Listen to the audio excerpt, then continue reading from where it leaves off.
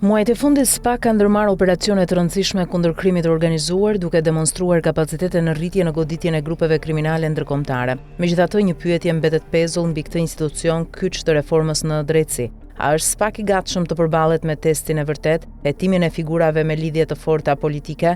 Në qendër të këtij testi janë dy emra, Amanti Osifi dhe Olsi Rama, vëllai i kryeministrit Edi Rama. Rrethanat e përfshirjes së tyre në akuza për mashtrim nëpërmjet rrjeteve të call centerëve dhe mënyra se si SPAK ka trajtuar këtë çështje ngren shqetësime serioze për pavarësinë dhe vullnetin e institucionit për të zbatuar ligjin pa dallim. Milton Group dhe rrjeti call centerëve. Sipas hetimeve të ndërmarra nga prokuroria e Bambergut në Gjermani dhe autoritetet spanjolle, Shqipëria u bë një bazë e rëndësishme për aktivitetet mashtruese të grupit ndërkombëtar Milton Group. Kjo organizatë kriminale financoi një rrjet të gjerë call centerash në vend, të cilat mashtronin qytetarë të huaj kryesisht gjerman duke u premtuar fitime nga tregtimi i valutës Forex dhe më pas duke u vjedhur miliona euro. Në deklaratat e tij pas paraqitjes në SPAK në janar 2026, kryetari i Partisë Demokratike Sali Berisha e solli këtë çështje në vëmendjen publike, duke akuzuar se pas këtyre qendrave qëndronin figura të njohura. Janë 200 sipërmarrje, të cilat të patronuara siç dihet nga Olsi Rama, ortaku i Amanti Osifit, të cilat ditë e natë vjedhin qytetarët e huaj me mashtrime.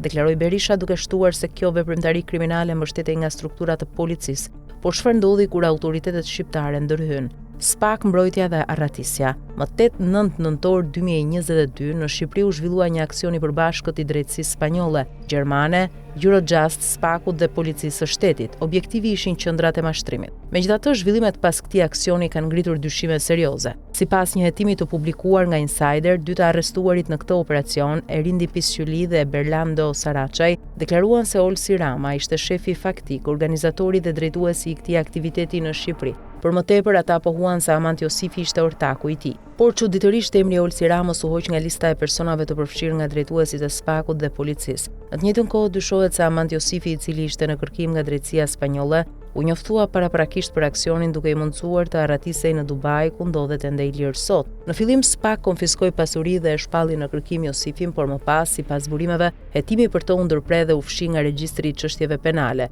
Ky veprim, i cili sugjeron një tentativë për të mbyllur çështjen, ka minuar besimin se SPAK po vepron me integritet të plotë. Prestanomet e Osifit si fshihen pasuritë në Shqipëri.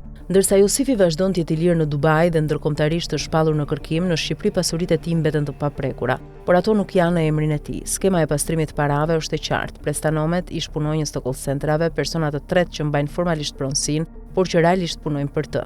Ku janë këto pasuri? Ato janë të shpërndara në të gjithë Tiranën, në sektor të ndryshëm, kompani ndërtimi, bare, restorante, kompani taksi, rrjeti fast food, KFC, Pizza Hut, ndërtim, kullash, kompleksesh e të tjerë. Asnjë prej tyre nuk është prekur, asnjë sekuestrim, asnjë mas ndaj pasurive që dyshohet se janë fituar nga veprimtaria mashtruese e call centerave. Megjithatë, SPAK ka konfiskuar pasurinë në operacione të tjera kundër krimit të organizuar, kur bëhet fjalë për rrjetin që lidhet me emrat e sipërpërmendur, gjithçka duket se është ngrirë në vend. Pyetja që shtrohet është e thjeshtë: çfarë po pret SPAK për të vepruar? Çfarë pritet më shumë kur pasuritë janë të dukshme, kur prestanomet janë të identifikuar, kur edhe agjencitë e huaja antikrim kanë sjellë në Tiranë materialet hetimore? Dosja Xibraka një precedent tjetër. Kjo nuk është hera e parë që emri Olsi Ramës përshkohet në përdosjet e SPAK-ut pa pasoja. Në dosjen e laboratorit të kokainës në Xibrak, ku një grup kriminal përpunonte sasi të mëdha droge, provat e përfshirjes së Olsi Ramës ishin të shumta, duke përfshirë përgjime dhe të dhëna nga sistemi kufitar TIMS. Pas një kallëzimi nga deputeti Gazmend Bardhi, SPAK-u t'u desh të rihap hetimet për këtë çështje. Megjithatë, vetëm një muaj më vonë prokuroria e pushoi sërish çështjen, duke deklaruar se nuk ishte prova të mjaftueshme. Pushimi i shpejtë i çështjes nuk i hodhi poshtë dyshimet, por i thelloi ato për mbrojtjen e brendshme që gëzon vëllai i kryeministrit. Ndërkohë, hetimet e reja në Gjermani për bosin izraelito-gjeorgjan të Milton Group, i cili është arrestuar dhe ekstraduar, ka rihapur sërish dosjen shqiptare. Gjurmët e këtij hetimi pritet të çojnë përsëri te Olsi Rama dhe Amanti Osifit si përfaqësues të këtij rrjeti mashtrues në Shqipëri. Amanti Osifi ndodhet i lirë në Dubai. Pasuritë e tij në Shqipëri të mbajtura me prestanome në ndërtim, bare, restorante, taksi e fast food nuk janë prekur dhe SPAK, për të cilin u krijua reforma në drejtësi, duket se nuk po lëviz. Pyetja e madhe që shtrohet sot është: a do të qëndrojë SPAK-u në lartësinë e emisionit të tij apo do të përkulet sërish për të mbrojtur të afërmit e pushtetit? Testi i vërtetë i SPAK-ut nuk është operacioni kundër grupeve të largëta kriminale, por gatishmëria për të përballur me peshën e politikës kur ajo prek shtëpinë e saj.